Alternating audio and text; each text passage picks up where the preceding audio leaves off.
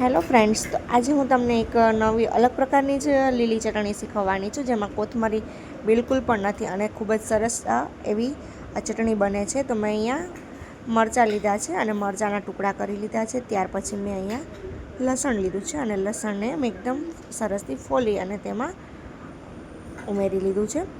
તો આ ચટણી એકદમ ટેસ્ટી અને ખૂબ જ સરસ બને છે. તમે આમાં આદુના કટકા પણ ઉમેરી શકો છો. અને ત્યાર પછી મેં થોડો મીઠા લીમડાના પાનને તેમાં ઉમેરી લીધા છે. હવે તેને મેં પાણીમાં ધોઈ નાખ્યું છે અને ત્યાર પછી એક મિક્સરની જાર લેવાની છે અને તેમાં આપણે તેને ક્રશ કરવાનું છે. તો જુઓ, મેં અહીંયા મિક્સરની જારમાં પહેલાં લસણની ચટણી બનાવી હતી, જે મેં તમને આગલા વિડીયોમાં તેની રેસીપી શેર કરી છે. હવે ત્યાર પછી હું આ લીલી ચટણી બનાવું છું. તો આ ચટણીની રેસીપી થોડી શેર કરવામાં થોડું મોડું થઈ ગયું છે. તો જુઓ, મેં અહીંયા હવે બધું કટ કરી લીધું અને ખૂબ જ સરસ બને છે. આવી ચટણી તમે બનાવશો તો ઓછા સમયમાં ઝડપથી અને સરસ બને છે. આમાં કોથમરી વગર છે નથી, માંડવીના દાણા પણ તો પણ આ ખૂબ જ ટેસ્ટી એવી બને છે. તો જુઓ, તેનામાં મેં હવે આપણે શું કરવાનું છે, તો જીરું લેવાનું છે અને જીરું તેમાં ઉમેરી લેવાનું છે. તો તેનો પણ ટેસ્ટ સારો આવે છે, એટલે જીરું આપણે બિલકુલ ભૂલવાનું નથી. જીરુંને તો ઉમેરવાનું જ છે. અને ત્યાર પછી મેં અહીંયા મીઠું લીધું છે. તો મીઠું આપણે સ્વાદ અનુસાર લેવાનું છે, નમક કહીએ. ત્યાર પછી 2 થી 3 ચમચી આપણે તેમાં ખાંડ ઉમેરવાની છે.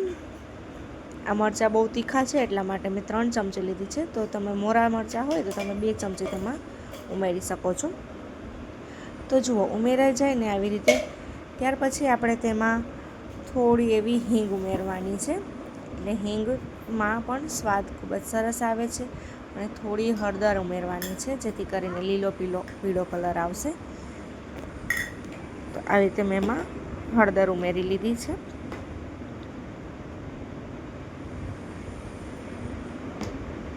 ત્યાર પછી આપણે એને મિક્સરની જારમાં થોડું પાણી ઉમેરી અને આપણે સરસથી તેને પીસી લઈશું. જુઓ, હવે એમાં આપણે થોડું પાણીને ઉમેરવાનું છે અને પછી તેને આપણે ક્રશ કરી લઈશું. એકદમ ક્રશ કરી નાખવાનું છે, જેથી કરીને ચટણી ખૂબ જ સરસ બને છે. તો આ ચટણી બનીને રેડી થઈ ગઈ છે. ચટણી બની જાય ત્યાર પછી ઉપરથી આપણે તેમાં થોડો એવો લીંબુના રસને ઉમેરી લઈશું, એટલે તેનો કલર ચેન્જ ન થાય અને ખૂબ જ સરસ એવી ચટણી બને છે. તો તમે તેને સેન્ડવિચ સાથે, આલુ પરોઠા સાથે, બધા સાથે તમે તેને ખાઈ શકો છો. ખૂબ જ સરસ લાગે છે. તો આવી જ નવી રેસીપી જોવા માટે મારી ચેનલ પર બન્યા રહેજો. ચેનલને સબસ્ક્રાઈબ કરવાનું પણ ભૂલતા નહીં.